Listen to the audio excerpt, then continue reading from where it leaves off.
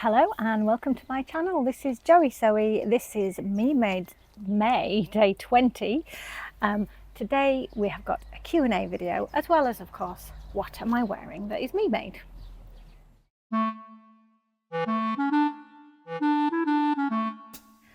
So I will insert a video here of me with my outfit. I am sat in the front garden today in the shade. It's roasting again.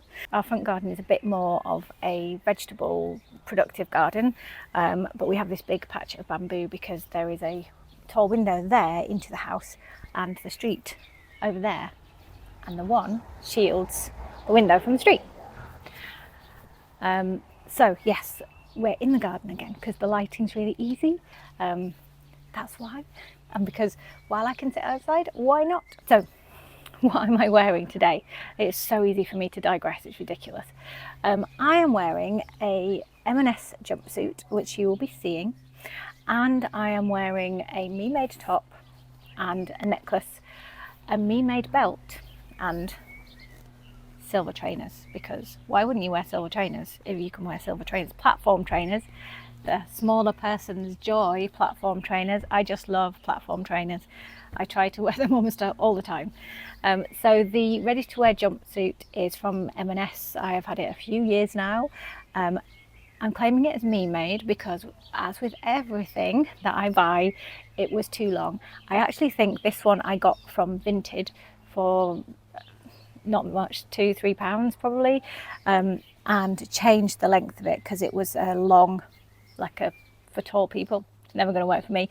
The body was not a problem, but the length of the trousers was ridiculous. I seem to remember I kind of took about this much off the bottom, so they are definitely me altered. I didn't alter anything else. I do find that if I don't wear it with a belt, the crotch hangs really low, which looks okay, but ends up with what we call chub rub of the legs together, and inside trousers that's really not very comfortable. So it has got an elasticated waist underneath the belt, but unless it's super hot, I do prefer to wear it with a belt because it actually means that the top bags up. The elastic is basically not very strong. If I was committed to wearing it without a belt, I would change the elastic so that the elastic is a little bit more enthusiastic, would hold it up on my body, and then the trousers wouldn't slump down and the top would blouse over the belt or the waist area of the jumpsuit on its own. As it is, it doesn't do that, and I love a belt, so I tend to wear it with a belt. This belt is one that I made myself from a beautiful leather. It has the tiniest bit of sewing. It has, if we count within sewing, which we do, but we never talk about it, all the pattern cutting and measuring and all of that jazz, then it is sewing because I did make the pattern, and I did actually design the idea. I probably saw something similar on Pinterest, but I wasn't following anyone's instructions. If you would like to know how I made the belt, I can do a tutorial on it, but it's basically a long, wide, shaped waistband, because on most people it's so deep it's got to be at least getting on for 10 centimeters deep, and it's soft leather so it doesn't dig in at all and it stretches a little bit and moves. Most people's waist, wherever that sits, is going to be different one part to the other. So you measure the top, you measure the bottom, and then you need to work out two lines. Best thing is, I'm doing the tutorial, but anyway, you make a shaped waistband, and then sewn onto the end of each, this is the one bit of sewing, is a narrower section. Then you make a slit, so you pass it through the back, bring it to the front, and tie it at the front. It is probably one of the simplest and yet most impressive looking things you could possibly ever make, because it's with leather and you're like, wow, you made a leather belt. So I love that. It's in one of my favourite colours. You'll be learning that by now, which happens to be very, very close to the Me Made top. The Me Made top is, of course, the block tee from Paper Theory Patterns. It was called differently when I first made it, so I sometimes refer to it as the Kabuki tee. That's not its name now. So it bunches up, it's that t-shirt pattern, or the top pattern, it bunches up, it's got low armpits. I can't speak today. The arm side is really low, so it's got a lot of ventilation, which is good. But it does mean that in this jumpsuit, because I have the straps set very short so that it sits somewhere sensible on the neckline, It bunches up a bit, but actually I don't mind that. It doesn't get in the way. I quite like the look. I have never put this outfit together before. It was first time only today. When I was doing my wardrobe audit, I said that I don't really, in fact, I don't recall ever wearing this jumpsuit when I haven't been out of the country on holiday. So that's probably once or twice ever before. And I think it's because it just feels like too summery for how it normally is in this country. But we have the weather, and so I'm going with it. It was too much to not wear something underneath, partly because it does sit pretty low, and it's not that warm, not for me. So I did want something underneath it, or something on the top, and I tried a few options, and this is the one that I really liked. Then the belt came, so I was felt very creative this morning. Decided I wanted to wear this. It's viscose, and it's really cool to wear. And even though it's layered, the top is also, I think it's a cotton seersucker, and it is really cool to wear. So I'm very pleased with my outfit today, and I hope you agree. So I'm going to get on. Yabbered on for at least 5 minutes already. I'm going to get on and do my Q&A. Thank you very much to everybody who has responded to my requests for questions, and I will answer them now. So, in no particular order, Nana Van Gogh, whoever you are, you actually asked me in a slightly different context, but you said, since you've made so many dresses, jumpsuits, blouses, etc., I'm wondering if you saved slopers with your measurements, or do you adjust the pattern on each garment as you cut it out? Well, it would be the sensible thing for me to have made a sloper, but I haven't. So yes, I do adjust the pattern on every garment as I cut it out. I have tried making a sloper of trousers and failed consistently, which is why I've really struggled with trouser fitting. I would like to know that sloper for my body, and I've never got there. So again, with trousers, I tend to have to do what I can from what I do know about adjusting for my body, and then work it out once I've got the garment on me. And fitting and understanding what's not right is definitely a weak skill for me. I learned to sew when I was a kid, and I never heard anyone talk about fitting anything. I'm not telling a lie here. Probably until I started doing YouTube. And if not long before then. So I probably spent the first 30 years of my sewing life not even knowing that fitting was a thing. I don't know how. I can remember plenty of garments that didn't fit well. And since I've discovered fitting, it's a bit of a, I'm glad because it solves problems. I genuinely don't know how I didn't know it was a thing. But you just bought a Big 4 pattern, you sewed it in the size that you thought you were. You might have looked at the measurements. Maybe you graded between waist and hip. So I might grade, just where you change the pattern line. I possibly knew about that because that kind of made sense. And that was something I would encounter in ready-to-wear clothes. But anything other than that, full bust adjustment, that was never a thing for me, but small bust adjustment, sloping shoulders, all the many terms that there are, some of which I understand, some of which I know what they are and I don't know how to do, and I don't know how they achieve their thing, and the rest, not a clue. And quite often when it comes to fitting, I still feel like I have not a clue. So there you go, that is my absolute honest answer. I feel like probably a sloper maybe in my future for tops, because I'm kind of moving towards that with the shirt pattern that I have made and adjusted. I'm sort of using that as a sloper because I know particularly that it fits my shoulders, but I don't have an official one. So that's your answer. Lily Bogarts, I'm having to use your YouTube names, by the way, so if yours is nonsensical, that's what you're going to get called. And if I mispronounce, I apologise. So that, again, it was a response to the pattern, find my pattern. And she said, I love this kind of challenge. How experienced are you with pattern manipulation? And I kind of just answered it a bit. So pattern manipulation, as in not changing to fit, but changing to design, I do understand a little bit better. It's all just instinctive, and I've done a bit as well. So I kind of, if you were adding, say, a design line somewhere where you just wanted to change colours, I'd feel pretty comfortable doing that. I've changed sleeve shapes. So I know as long as I don't touch the actual armhole seam line on something that already fits, I could create pretty much any sort of seam sleeve shape, probably. Don't challenge me on that, but probably. Trousers get a little bit lost, but that's because I get tangled up in fitting. So medium, I would say. I have done some, I've done a fair bit successfully. I know there's plenty that I don't know. Janice K asked, do I still do yoga? And how big is your sewing room?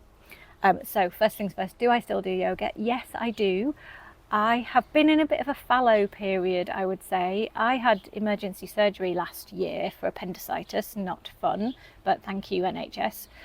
And it really turned my physical world upside down. Not from a health point of view. I was actually ill for only a few days and it was keyhole surgery, and there's a tractor coming past now, it's really loud.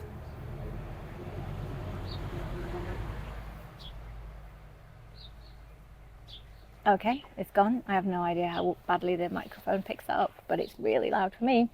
Next, we will have the Air Force doing training runs above the house, because that happens at least once a day at the moment. They go and fly in the Lake District, by the way, but the base is over the other side of the Solway Firth. They fly over the house, they go and do low level flying through the mountains and down the valleys where the lakes are, and then they go home again, flying low the whole time. It's incredibly loud. Yeah, yoga, let's chill out. I wasn't ill for very long beforehand and I recovered pretty quickly, but I had been in a really good routine doing a couple of classes a day online, not teaching. So I haven't taught since the pandemic. I moved away from teaching yoga to doing my psychology and psychotherapy practice full time, but still practiced yoga, and the pandemic was a gift because it gave online yoga classes. So I was doing one with a really great teacher in Brooklyn in New York who is great, and I just totally sort of got out of the habit. It was that disruption from, I guess, maybe total about a month, and I did go back to it, but I still haven't got back with the same frequency, and I've been trying to actually find somewhere to do something in person, because too much of my life is isolated at home or online and not with real people unless I'm actually working with them, and it's become a bit of a problem. So I've been trying to find somewhere online, and last week actually, while I was doing my charity shopping video, I bumped into someone that I used to teach yoga, and they told me about a class in real life that they've been going to and really recommended it. So last week I went to that class for the first time, and equally at the Pottery, one of the other potters is a yoga teacher, so I went to her class for the first time last week. So I may have found my real life yoga classes, fingers crossed. I can't see a time in my life where I ever won't do yoga, because even when I haven't been regularly going to class or regularly practicing, it's always part of how I move and how I think. So like the awareness side of things, the mindfulness side of things, the how I sit, she says sitting up as she says it, the how I might sit on the sofa, how long I feel comfortable being stationary for, all those things. I feel like my body is very aware of when it gets too sedentary, and also needs to move through a wide range of motion to be healthy. And I guess all of the years of doing yoga, because I've done it all my adult life, which is quite a long time now, 30 years I suppose, then your body tells you what it likes and tells you what it doesn't like, and yoga tunes you into that. So yes, I still do yoga, is the short answer, but I don't know how to do short answers, do I? And how big is your sewing room? I haven't measured it recently. From memory, it's about 3 meters by 3 meters. I have a sewing room tour on my channel, which I did a while ago, not long after I set up the current sewing room. I will put a link down below. The video is called Sewing Room Tour, and I'll try and remember to put a link at the end of the video, but there'll definitely be one in the description box. So it's pretty small. It's a weird shape because it also has a little bit where it goes under the stairs where there's a bit of storage, but it's also not actually a room because it has 3 walls, but no fourth wall or a door. It opens to the side of the staircase and down to a hall. So it's not just a square, and it's a strange space. I so wish I had a door so I could shut everyone else out, but I can't. But I do have a sewing space, to be fair, which is a luxury. Nolric, if that is your real name or a YouTube name, I'm Nolric. Thank you for your question. It says, I've noticed over the last few years that you put a lot of thought about into your styling and have a good eye for it. Thank you very much. Have you done some formal training regarding that? No, but I have done some deliberate finding out. So I think I mentioned yesterday in my video that I connected with a stylist called Anna Muse. I will put her website down below. She's based in West Yorkshire. She's brilliant. She's such a lovely person, but also really good at what she does, and not about telling everybody to like dress like her, or everyone dress in one particular identikit way, but much more about allowing people who work with her to learn what their own style is, and then to learn how to apply that to including colours, including shapes, but most of all to kind of have a sense of what makes you feel good. And she starts from that point, and you would constantly refer back to that point, which I think is so valuable and probably one of those missed things with styling. So it's everything I've learned from Anna. She started a kind of paid for subscription group in lockdown, and it's not running anymore, sadly. She's using a different format. She does do private sessions as well, and I've done a bit of both over the past 5 years. So I've done my colour analysis and body analysis, which was easy for me because it's obvious. And then I have colour, body, style, personality, she calls it, which is like, what do you like? You know, do you want to dress? One of them's called city chic, which would be like city woman, super groomed.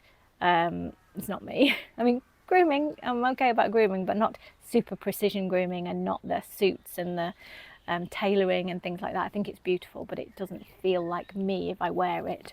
And that's the thing. So working out what feels like you when you wear it. And a few videos ago I was talking about not having a white jeans lifestyle. So it's also about, okay, and what kind of life do you have? So if you love city chic but you work on a farm, how do we bring that together? There'll be a way, I don't know what it is, and you'll be dressing differently for your different environments. So yeah, I haven't learnt on a formal course, but I've learnt by paying attention, trying things out. That was my way, and there'll be a link to Anna's website down below. Is there any styling things you would like me to talk about? I love talking about styling. I'm a bit evangelical about it because it has totally changed, I'm going to say, my life, because I do wear clothes every day, and when you wear clothes that make you feel even just meh, it makes a difference. It really, really, really, really does. And I don't think enough people realise how much they can influence.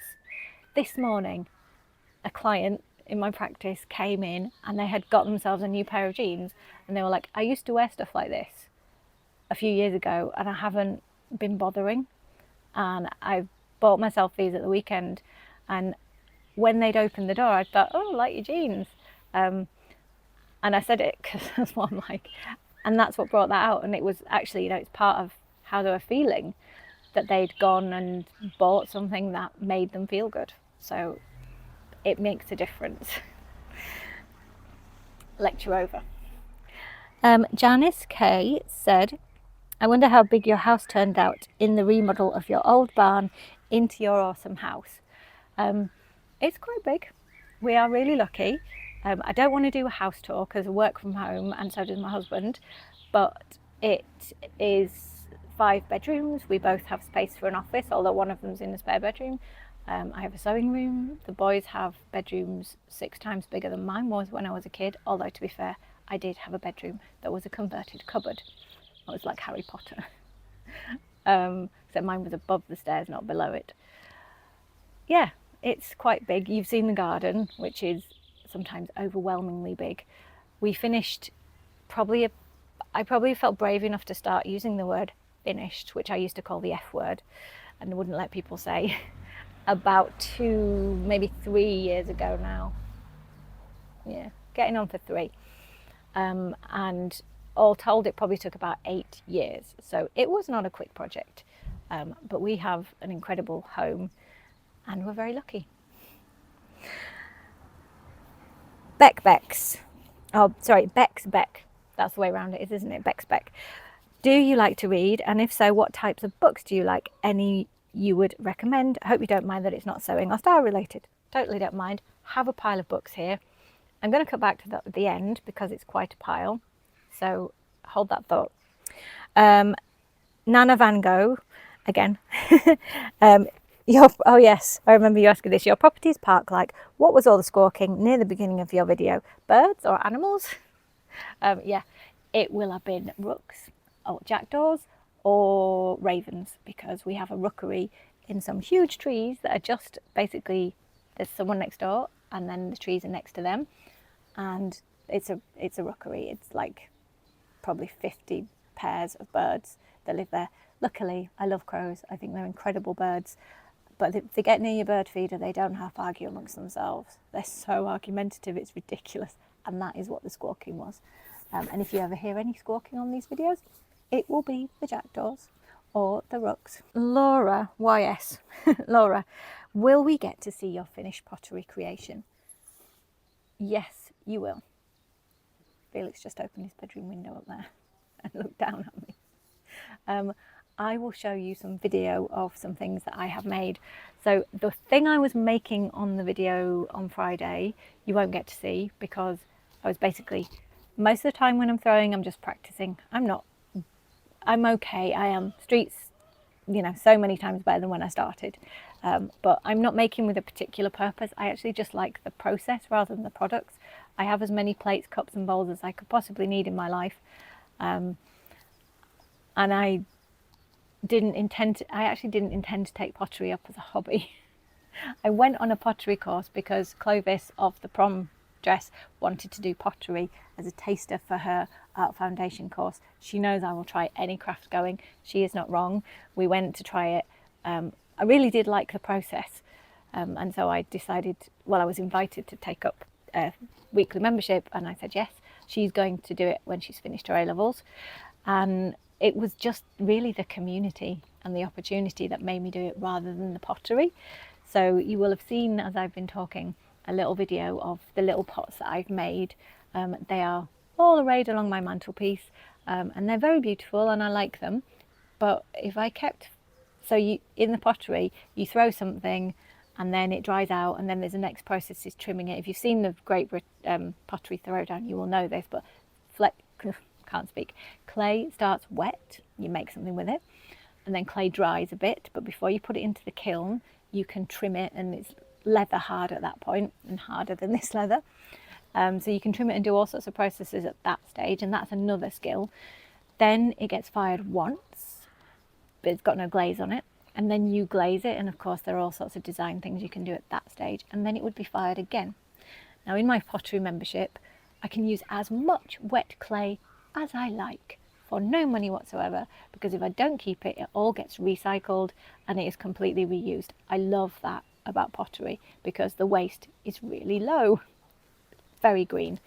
So I can practice and practice and practice. I can even do the trimming, and those two are, glazing is definitely a skill, and there's a lot of artistry that you can do in glazing. But at this stage, the throwing and the trimming are skills enough to learn for me. So I can do as much as I like of that, and it's quite meditative, it's quite relaxing. Someone said they thought that the pottery throwing part was a bit like an ASMR video, and it is, it's quite soothing just seeing the thing grow and move, and yeah. But I don't really need to keep any of the things, so I haven't been keeping very many, and I won't be keeping any that I made on Friday, not because I think they're terrible, just because I don't need them. So Beck's question was, do I like to read, and if so, what types of books do you like? Any you would recommend? Yes, I like to read. I tend to be a one thing at one person in terms of my leisure. So if I'm sewing, I'm probably not reading a book, and if I'm reading a book, I'm probably not sewing, and if I'm knitting, I'm probably not sewing. It's like yeah, one thing at once. So I don't read consistently. When I read, though, I tend to have a wide-ranging taste, shall we say. I do read quite a lot of non-fiction, and I love my field of work, so a lot of what I read is often in that. So if we start with kind of, I wouldn't say self-help books, but books about being a human being that I have read recently that I would recommend, or some of these I'm definitely in the process of reading. So Conversations on Love by Natasha Lunn. It is a compilation of basically interviews and conversations that she's had with various people, and it's about different ways that we love. So about loving in friendship, about parenthood, about the psychology of being alone, about what realistic ways of falling in love are rather than rom-coms. I love a rom-com, but it's not real life. So I would recommend that one, non-fiction, but very interesting about people. This book I've read only a little bit of, but I know it's going to be beautiful because it's by Irvin Yalom and his son. And it is about, so he is a very eminent and very famous writer and psychotherapist, or psychiatrist actually, by training, but psychotherapist by practice. And essentially he is quite old now. He's in his mid to late 80s, and he used to practice with people over a long period of time.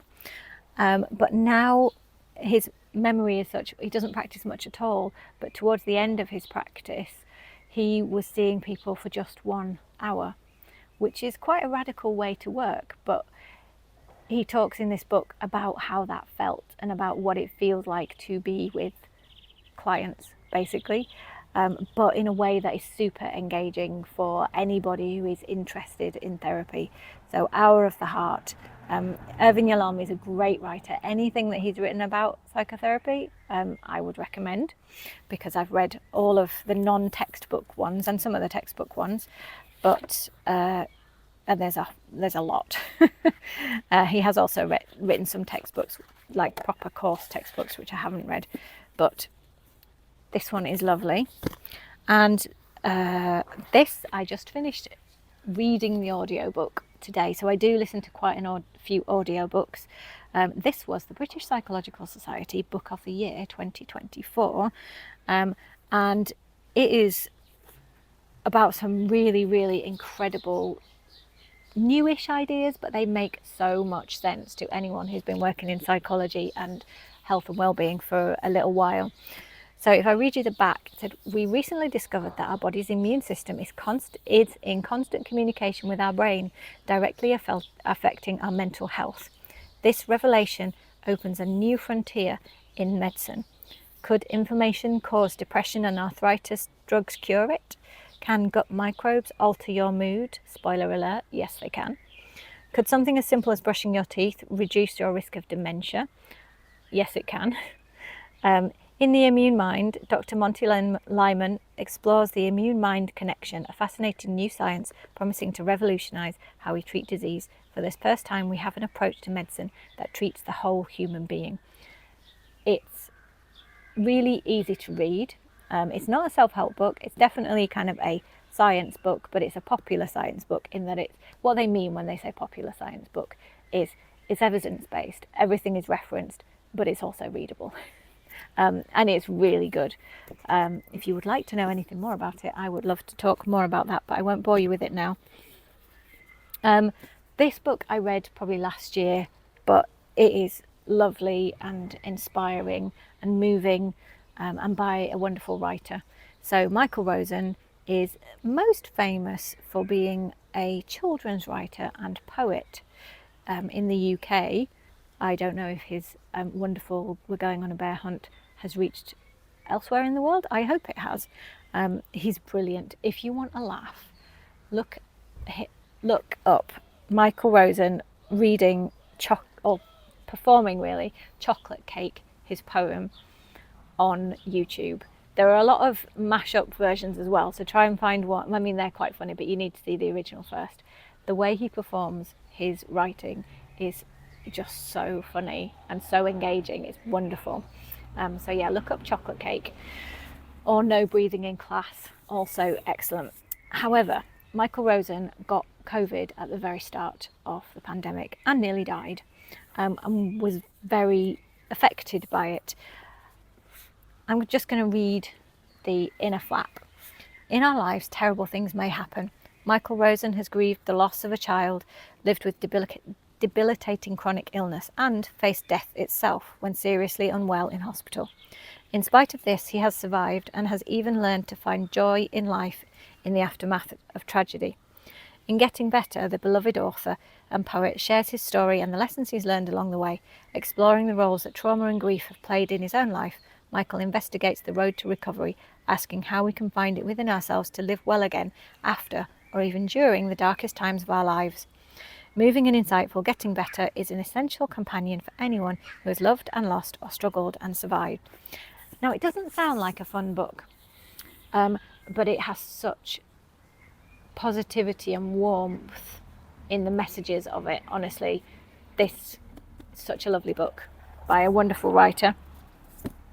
If you want something completely different, I'm still on non-fiction.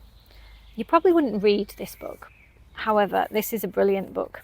This is a compendium of found shopping lists, which is just so entertaining. I love a found shopping list. Look at that one. And I myself will collect and keep all the found shopping lists that I find. I am a member of a group on Facebook, which is all sorts of people who like finding shopping lists. And this person, look, here's my collection of found shopping lists. Someone wanted net curtains and a shoe rack and no more than 83 centimetres, too high. That's such a funny one, look at that. No more, too high. I just love how people's personalities are unexpectedly in these bits of paper that you find in a trolley or on the street. You might think I'm completely mental, but I don't care. That is such a fun book if you get it. If you don't get it, pass on by. But if you do get it, you might find that a really great gift or fun. Moving on from psychotherapy a bit, nature writing. I love nature writing. It's another genre that I go into quite a lot. This is by an author called Catherine May. It's called Enchantment, Reawakening Wonder in an Exhausted Age. It is also one that was written just after the pandemic, I think. Yes, it was written after the pandemic, but not long, just as we came out of it. And it's about her experience of reconnecting with the outdoors, the world after the pandemic. She was already writing about connecting with nature beforehand, but she kind of felt like she lost that connection when we were all locked down. And this is about bringing it back. I also think it's a beautifully looking book. I love a good book cover. Books as an object. Very nice. So there's Enchantment. Speaking of books as objects, when I read fiction, I often don't want to reread it, and so I find it quite an expensive thing to do. So I often get things from my local library, and also for the principle of using my local library. So Lucy Diamond, so when I also read fiction, I often want a break from this kind of stuff, which, much as I love the subject, is also my working life, and my working life can have far too much real life in it. So I tend to want to go into fairy tales when I read fiction. So that is often either kind of magical realism or romantic fiction. Lucy Diamond is a good author. She is not going to let you down. She is not going to scare you. She is not going to tear you to pieces. There is not going to be some terrible trauma in there, or at least not in a way that will be really dark and difficult to get over. So I really like Lucy Diamond books and that kind of genre, but I usually get them from the library because I won't read them more than once. And then I've mentioned the Rivers of London series before on my channel, but not for a while. I like magical realism, so this is I do like police procedurals. I quite like a detective story, but only when I'm feeling strong enough, because there can be quite a lot of darkness in a murder mystery, depending on who writes it. Not Richard Osmond, if you haven't read his. I know the world has read it, but if you haven't, they are really good if you like a good detective story. This is a graphic novel though, and I've included it because I love a graphic novel. They are so, again, really interesting as objects, and they are a quick read. The graphic novels in this series often add little bits of backstory and little bits of nuggets of information about the characters. So the novel series is about 10 novels long now, and there's a whole rich world and lots of characters and lots of backstory, and a lot of the little nuggets about the characters are revealed in these graphic novels. So I quite like that you get some sneaky bits that maybe people who just read the regular books miss out on. So in terms of audiobooks, Sarah Painter has 2 series that I have really liked on audiobooks. There is one called Crow Investigations, which is, again, it's a private detective series but with magic thrown in. And there is one called Unholy Island, which again is murder mysteries but with magic thrown in. But I really like those 2. They're really well written. The way that the magic is woven in is believable enough for me. So I would really recommend those 2 Sarah Painter books. So thank you very much for watching right to the end of the video. I really appreciate it. I hope you're having a really good day today on Monday. Is it Monday? No, it's Tuesday. I hope Monday was good, and I hope Tuesday's been even better. I'm going to see you again when tomorrow will be a different day, usually Wednesday. I'll be wearing something different, and I probably still won't know what day it is. So I will see you then. Have a good day. Bye.